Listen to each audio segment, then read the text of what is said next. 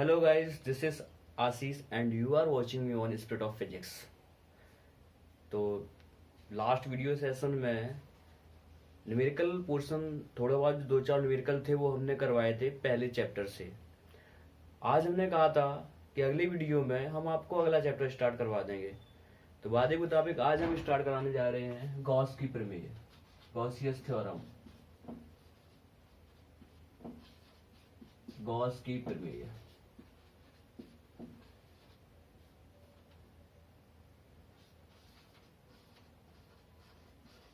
गॉसियस theorem, इसी को Gauss का नियम भी बोलते हैं। ये पूरा चैप्टर है गॉस की प्रमेय, गॉसियस थ्योरम या गॉस का नियम। ठीक है, तो इस चैप्टर को पढ़ने से पहले कुछ चीजें हैं उनको हम क्लियर कर लेते हैं जो इस चैप्टर में आने वाली है। तो सबसे पहला जो टॉपिक आता है इसका वो आता है घनकोण। घनकोण, और घनकोण को हम लोग बोलते हैं सॉलिड एंगल। सॉलिड एंगल,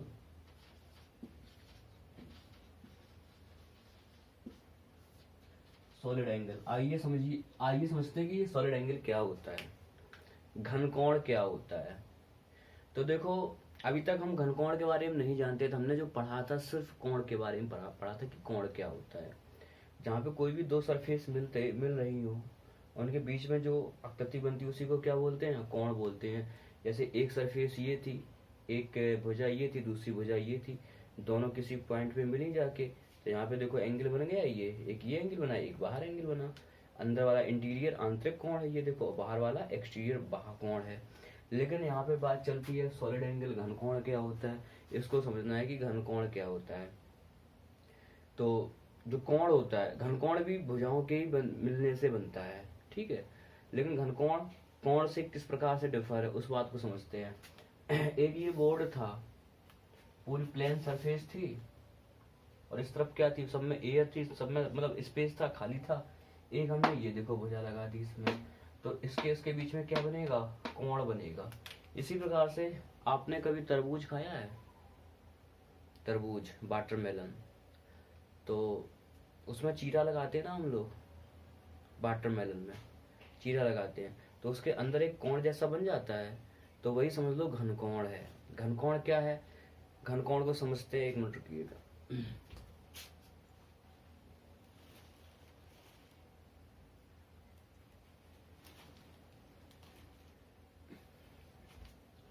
घनकोण क्या है, आइए समझते हैं घनकोण को। घनकोण का मतलब होता है कोई भी गोलीय सतह है, कोई स्फेरिकल सरफेस है। स्फेरिकल सरफेस, एक स्फीयर, एक गोला है, मान लो ये गोला रहा, ठीक है। ये इसका है केंद्र, ये क्या है, केंद्र। गोले में क्या होता है, क्षेत्रफल होता है। ये पूरा गोले का होगा क्षेत्रफल, पूरा गोला होगा। इसका कोई छोटा सा भाग लिया हमने इस गोले का, ये देखो छोटा सा भाग ले लिया, मतलब गोली पृष्ठ का एक सूक्ष्म खंड, एक छोटा सा भाग गोले के केंद्र पर जितना कोण अंतरित करता है, गोले के केंद्र पर जितना कोण अंतरित करता है। मान लो ये जो छोटा सा भाग लिया है ये r दूरी पर है। कितनी दूरी पर है, r दूरी पर। किसी गोली पृष्ठ का सूक्ष्म अवयव, ये गोली स्फेरिकल सरफेस था, इसका सूक्ष्म अवयव मतलब बहुत ही माइन्योर एलिमेंट, छोटा सा भाग इस गोले के केंद्र पर जितना कोण अंतरित करता है उसको घनकोण कहते हैं। अब गोला जो था वो पूरा ठोस था, ठीक है। हमने गोले के पृष्ठ पर एक छोटा सा भाग लिया। फुटबॉल होता है ना, फुटबॉल का जो ऊपर पृष्ठ होता है, मान लो पृष्ठ पे छोटा सा भाग ले लें और वो छोटा सा भाग उसके केंद्र पर, फुटबॉल का जो केंद्र है, सेंटर है, उसमें कितना कोण बना रहा है, उसी को क्या बोलते हैं, घनकोण बोलते हैं। तो इसकी परिभाषा, एक लाइन की परिभाषा समझो। परिभाषा क्या, परिभाषा बताते हैं इसकी परिभाषा कैसे देंगे। किसी भी गोलीय पृष्ठ का सूक्ष्म अवयव गोले के केंद्र पर जितना कोण अंतरित करता है उसी कोण को क्या बोलते हैं, घनकोण कहते हैं। और इसको दिखाते किससे हैं, ओमेगा से दिखाते हैं। किससे दिखाते हैं, ओमेगा से दिखाते हैं, ठीक है। मतलब फिर से समझ लो, किसी भी गोलीय पृष्ठ का सूक्ष्म अवयव गोले के केंद्र पर जितना कोण अंतरित करता है उसको घन कोण कहते हैं, इसे ओमेगा से प्रदर्शित करते हैं। ये मान लो पूरा गोला था, गोले के पृष्ठ पर, गोले के ऊपर पृष्ठ पर हमने छोटा सा भाग ले लिया। ये देखो, मान लो ये जो भाग है इसका मान है DA। इसका मान कितना है? DA मान है। छोटा सा भाग कितना है? DA है। और कोण कितना अंतरित कर रहा है? वैसे ओमेगा से प्रदर्शित करते हैं, भाग छोटा सा था, मान लो D ओमेगा कोण बना रहा है। कितना बना रहा है कोण? D ओमेगा कोण बना रहा है। ठीक है, तो D ओमेगा इक्वल्स क्या हो जाएगा? DA upon R square. D omega equals क्या हो जाएगा? DA upon R square. ठीक है, यदि अब ये जो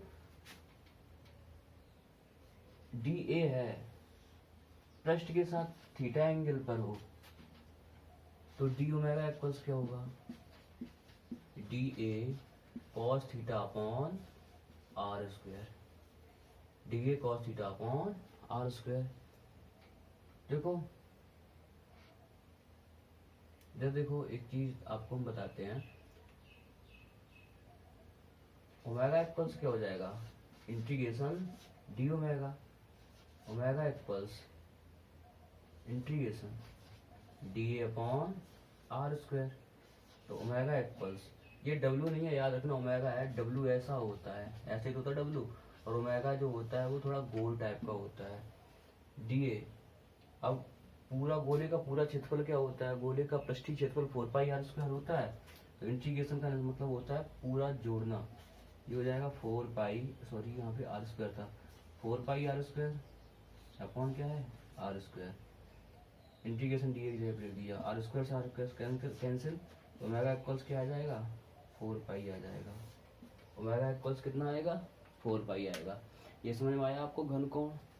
घन कोण के बाद एक चीज और समझ लीजिए, छोटा सा टॉपिक है, नहीं ये तो टॉपिक था। अब आपका वास्तव में गॉस की पिरामिड स्टार्ट हो रही है। गॉस की पिरामिड स्टार्ट होने से पहले आपको समझना पड़ेगा वैद्युत फ्लक्स। क्या समझना पड़ेगा? वैद्युत फ्लक्स, इसको बोलते हैं इलेक्ट्रिक फ्लक्स। इसको क्या बोलते हैं? Electric flux. समझो वैद्युत फ्लक्स क्या होता है। तो एक आवेश होता है, आवेश के चारों ओर क्या होता है? वैद्युत क्षेत्र होता है। जो वैद्युत क्षेत्र होता है वो होता है वैद्युत बल रेखाओं के कारण। बहुत ध्यान से समझना, तभी आपको वैद्युत फ्लक्स समझ में आएगा। एक आवेश होता है, आवेश के चारों ओर उसका क्षेत्र होता है जिसको बोलते हैं वैद्युत क्षेत्र। और जो वैद्युत क्षेत्र होता है, वैद्युत क्षेत्र होता है वैद्युत बल रेखाओं के कारण। अब यदि आवेश के चारों ओर की समस्त वैद्युत बल रेखाओं की बात की जाए, सभी वैद्युत बल रेखाओं की बात करें, तो उसको हम बोलते हैं वैद्युत क्षेत्र। यदि निश्चित क्षेत्रफल की बल रेखाओं की बात करें तो उसी को क्या बोलते हैं? वैद्युत फ्लक्स। ये तो हमने आपको साधारण तरीके से बता दिया जिससे आप समझ सकते हैं। आवेश है, आवेश के चारों ओर वैद्युत क्षेत्र होता है। वैद्युत क्षेत्र किसके कारण होता है? वैद्युत बल रेखाओं के कारण होता है। यानी कि यदि आवेश के चारों ओर की समस्त वैद्युत बल रेखाओं की बात की जाए, समस्त वैद्युत बल रेखाओं की, तब तो हम उसको वैद्युत क्षेत्र बोलेंगे। यदि आवेश के चारों ओर समस्त वैद्युत बल रेखाओं की बात ना की जाए, निश्चित क्षेत्रफल की वैद्युत बल रेखाएं ले ली जाए, तो उसको क्या बोलेंगे? उसको बोलेंगे वैद्युत फ्लक्स। उसको क्या बोलेंगे? वैद्युत फ्लक्स बोलेंगे उसको। समझ में आया आपको वैद्युत फ्लक्स? ठीक है, अब वैद्युत फ्लक्स की परिभाषा क्या देंगे? वैद्युत फ्लक्स की परिभाषा क्या है? तो एक समान वैद्युत क्षेत्र में स्थित किसी काल्पनिक पृष्ठ से गुजरने वाली वैद्युत बल रेखाओं की संख्या की माप वैद्युत फ्लक्स कहलाती है। वैद्युत फ्लक्स क्या है? एक समान वैद्युत क्षेत्र में स्थित किसी काल्पनिक पृष्ठ से गुजरने वाली समस्त वैद्युत बल रेखाओं की संख्या की माप वैद्युत फ्लक्स कहलाती है। देखना, ये मान लो एक समान वैद्युत क्षेत्र था, ये देखो,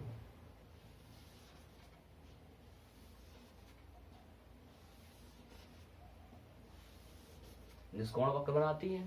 इसमें हमने छोटा सा भाग ले लिया, ये एक काल्पनिक पृष्ठ मान लिया। अब इस काल्पनिक पृष्ठ से जितनी भी वैद्युत बल रेखा है, ये वैद्युत क्षेत्र था E, इस काल्पनिक पृष्ठ से जितनी भी वैद्युत बल रेखाएं गुजरेंगी, जितनी भी वैद्युत बल रेखाएं गुजरेंगी, उसी को हम क्या बोलेंगे? ये मान लो इसका पूरा क्षेत्रफल है A, उसी को हम बोलते हैं वैद्युत फ्लक्स। इसको फाई ई से दिखाते हैं। किससे दिखाते हैं? फाई ई से दिखाते हैं। इसका एक सूक्ष्म अवयव जो लिया, ये देखो सूक्ष्म अवयव डी ए ले लिया। एक बात समझना, वैसे क्षेत्रफल अदिश होता है, लेकिन इसमें क्षेत्रफल कैसा है? सदिश है। वैद्युत फ्लक्स क्या होता है? वैद्युत फ्लक्स की परिभाषा तो हमने बता दी, वीडियो बैक करके देख लेना, रिवाइंड करके देख लेना, समझ में आ जाएगा। वैद्युत फ्लक्स को फाई ई से दिखाते हैं। अगर सूक्ष्म अवयव से गुजरने वाला वैद्युत फ्लक्स निकालेंगे तो डी फाई ई होगा, डी फाई ई हो जाएगा ई इंटू डी ए, ई इंटू डी ए। ठीक है। समस्त वैद्युत क्षेत्र क्या होगा? सॉरी, समस्त वैद्युत फ्लक्स, अगर समस्त वैद्युत फ्लक्स निकालेंगे तो इंटीग्रेशन का निशान लगा देंगे तो फाई ई हो जाएगा इंटीग्रेशन ई इंटू डी ए। अब मान लो पृष्ठ को, जो पृष्ठ था, पृष्ठ को थीटा एंगल घुमा दें। यदि पृष्ठ